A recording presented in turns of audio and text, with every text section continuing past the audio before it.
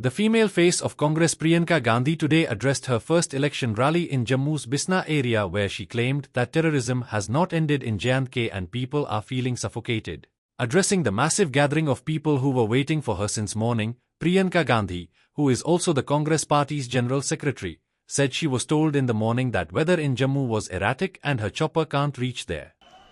यहाँ आकर इतनी खुशी हो रही है, मैं कैसे बताऊं? आपसे माफी मांगना चाहती हूं, आपने इतना इंतजार किया। मुझे दिल्ली में बताया गया कि बहुत बारिश है, बादल है, हेलीकॉप्टर नहीं आ पाएगा। यहाँ की फोटो भेजी, यहाँ तक पानी था। फिर 1-2 घंटे बाद कहा कि शायद मौसम साफ हो रहा है, तो मैंने कहा आने का प्रयास करते हैं। मुझे बिलावर भी जाना था, अभी मैं वहीं से आ रही हूं, वहां हेलीकॉप्टर लैंड नहीं हो पाया। वहां पे भी आपकी तरह 5-6 घंटों से मेरा इंतजार कर रहे हैं लोग। मैं उनसे भी माफी मांगना चाहती हूं और कहना चाहती हूं कि चुनाव के बाद मैं प्रयास करूंगी कि मैं एक बार बिलावर जरूर आऊं, क्योंकि आप सबने इतना इंतजार किया। इसी तरह से आप यहाँ सुबह से बैठे हैं। नीरज जी बता रहे थे कि पानी भी नहीं पिला पाए क्योंकि सिक्योरिटी की कोई पाबंदी थी। तो मैं आपकी बहुत ही शुक्रगुजार हूँ, खास तौर से मेरी बहनें। आपका घर पे भी काम होगा, फिर भी आप यहाँ बैठी हैं, इंतजार कर रही हैं। आपका बहुत बहुत धन्यवाद। She said PM Modi makes tall claims about development in J&K, but the fact remains that what was snatched from people of J&K can't be compensated. यहाँ आ रही थी, मैंने सोचा देखूं मोदी जी क्या कह रहे हैं। शायद कटरा का भाषण था। भाषण को सुनते सुनते मुझे ऐसा लगा कि जनता अपने नेताओं से क्या चाहती है। थोड़ी ईमानदारी, कम से कम थोड़ी तो होनी चाहिए, थोड़ी सी सच्चाई, एक कर्मठता, एक गंभीरता कि जनता की क्या समस्याएं हैं, ये नेता समझ रहे हैं कि नहीं समझ रहे हैं। और मुझे उस मोदी जी के भाषण में लगा कि वो गंभीरता ही नहीं दिखी। वो कहने लगे कि 10 सालों से यहाँ का जो रेलवे स्टेशन है, हमने इस रेलवे स्टेशन को में सुधार हम लाए हैं, इसमें परिवर्तन लाए हैं। मैं सोच रही थी 10 सालों से आप प्रधानमंत्री रहे हैं, आप कटरा आके कह रहे हैं कि मैंने आपके रेलवे स्टेशन में सुधार कर दिया। विकास की एक धारा होती है, जैसे जीवन की होती है। एक समय में मेरी बहनें यहाँ बुजुर्ग बैठी हैं, वो रोटरी वाले टेलीफोन होते थे, आपको याद है, यूं घुमा के फोन करना पड़ता था। जम्मू से दिल्ली फोन करना पड़ता था तो बुकिंग करनी पड़ती थी, 2-3 हफ्तों बाद ट्रंक कॉल लगता था।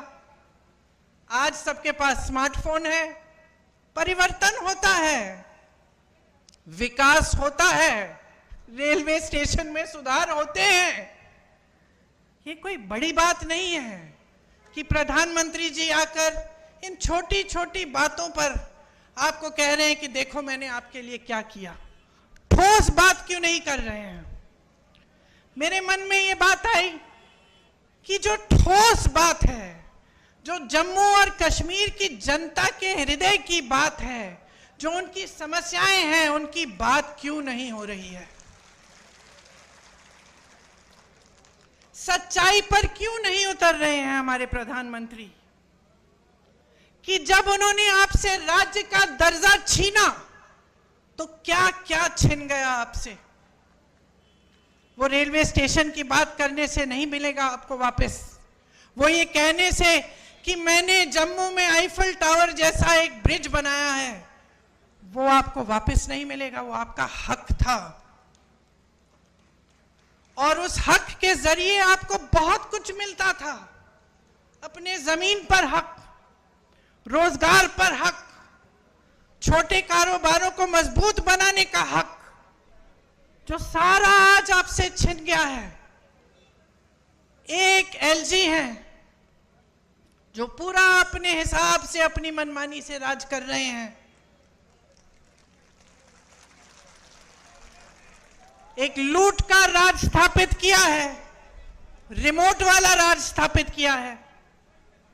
आपको अपने हक नहीं मिल रहे हैं इस राज्य में। आपकी जमीनें लैंड बैंक बन रही हैं। किसके लिए?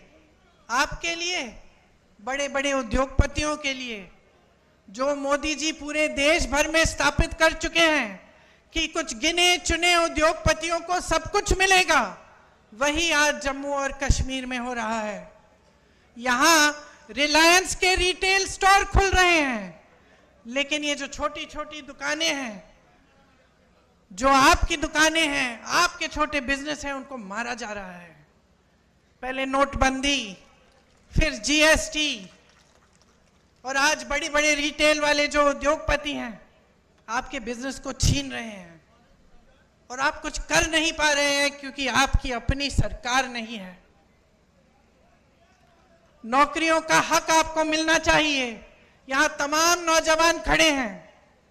मेरी बहनें मेहनत करके, परिश्रम करके बड़ा करती हूं। मैं 52 साल की हूं, मेरा बेटा 24 साल का है, मेरी बेटी 22 साल की है। क्या चाहते हैं हम अपने बच्चों के लिए? एक उज्जवल भविष्य चाहते हैं।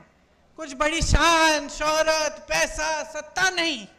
हम चाहते हैं कि खुश रहें, ईमानदारी से अपना काम करें और अपनी कमाई कर लें, अपने पैरों पे खड़े हो जाएं। Moreover, Priyanka targeted the government over terror incidents, saying that the terrorism as being claimed is not over in Jammu and Kashmir, as 683 incidents have taken place in which 260 security forces and 170 civilians got killed, and questioned whether it is the Naya J&K. आतंकवादी हमले कुछ कम नहीं हुए इनके राज्य में। यहां पे एक आंकड़ा है मेरे पास, 683 आतंकवादी हमलों में तकरीबन 260 जवान और 170 आम जनता की जानें गई हैं। तो ये भी बात नहीं है कि आतंकवाद कम हो रहा है। 150 सालों से चली आ रही जो दरबार कूच थी, उसको भी इन्होंने खत्म कर दिया। एक परंपरा थी, आपको मालूम है, वो आपका गौरव था, उसको भी खत्म कर दिया। तो ये है आपका नया Jammu Kashmir. The Congress General Secretary further said that the policies in Jammu and Kashmir are being framed and designed to benefit the outsiders, saying that mineral blocks and other things have been handed over to the people from outside J&K. The people hailing from J&K are being pushed to the wall while constructing their houses, as the resources available in J&K are being provided to the outsiders, she said, adding that it is easy to make this statement on the stage, but the people in front of her have borne the brunt. आपके LG बाहरी हैं। साफ तमाम जितनी भी पॉलिसियां, जितनी भी नीतियां बन रही हैं, बाहर वालों के लिए बन रही हैं। 450 मिनरल के जो ब्लॉक हैं, उनमें से 200 के ठेके बाहर के लोगों को दिए हैं। आपको रेत, आपकी रेत है, आपकी बजरी है, बाहर भेजी जा रही है। आपको खरीदनी पड़ती है अपने घर बनाने के लिए, तो उसका दाम महंगा होता है कि नहीं? आपको घर में छोटी सी छोटी मरम्मत करनी पड़ती है, आप घबराते हो कि कैसे करेंगे। कोई बीमार पड़ता है, घबराते हो, इलाज कैसे करवाएंगे। और यहां बाहर की सारी कंपनियां आकर सब कुछ लूट रही हैं। 10 मिनरल के ब्लॉक्स हैं, 26 रेत के खनन, सारे ठेके बाहर के इनके मित्रों को दिए गए हैं। बाहर की कंपनियों को ला कर आपके जितने भी छोटे कारोबार हैं उनको खत्म किया जा रहा है। ये तो मैं मंच पे खड़े होकर कह रही हूं, एहसास तो आपको है। She reiterated that Gandhi family had an old bond with Kashmir. देखिए, एक जुड़ाव होता है राजनीतिक, एक पारिवारिक जुड़ाव होता है, एक ऐसा जुड़ाव होता है जो अपनी जमीन से होता है। जहां अपने परिवार के पुश्तों की पैदाइश है, वो एक अलग बात होती है। वो एक लगाव होता है जो शायद लफ्जों में बताया भी नहीं जा सकता। जम्मू कश्मीर से मेरे परिवार के सदस्यों का यही जुड़ाव है, यही लगाव है। मैं यहाँ आती हूँ तो आपकी शक्लें भी मेरे से मिलती जुलती हैं। काफी बार मैं देखती हूँ, गाड़ी से देखती हूँ या किसी से मिलती हूँ, कहती हूँ ये तो ऐसे लगता है कि मेरी बहन है। तो एक अलग जुड़ाव है। आपको शायद मालूम नहीं होगा, मेरी दादी इंदिरा जी की हत्या से 4-5 दिन पहले हम लोग घर पे बैठे थे। मैं 12 साल की थी, राहुल जी 14 साल के थे। अचानक दादी ने कहा, बड़ा दिल कर रहा है कश्मीर जाने का। जो चिनार के पेड़ हैं, पतझड़ के समय जो गिरते हैं, मैं उन्हें देखना चाहती हूं। तो हम दोनों बच्चे थे, बहुत खुश हुए, चलो दादी के साथ कश्मीर चलेंगे। तो दादी हमें कश्मीर लाई। पहली बार मुझे खीर भवानी के मंदिर में ले गई। उसके बाद एक बड़े आध्यात्मिक गुरु थे उनके, पंडित लक्ष्मण जी, उनका आश्रम होता था श्रीनगर में, वो वहां गई। फिर हम दिल्ली आए। 3-4 दिन बाद ही उनकी हत्या हो गई, वो शहीद हो गई। तो अक्सर मुझे लगता है कि कैसा बुलावा था ये, कि एकदम अपनी हत्या से 4-5 दिन पहले अचानक बोली मुझे कश्मीर जाना है। ये अपनी धरती का बुलावा था।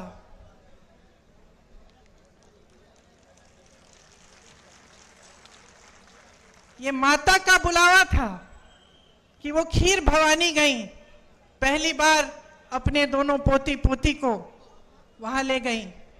और उसके बाद से जब भी मैं श्रीनगर जाती हूँ, मैं जरूर खीर भवानी माता के यहाँ जाती हूँ और अपनी दादी को याद करती हूँ।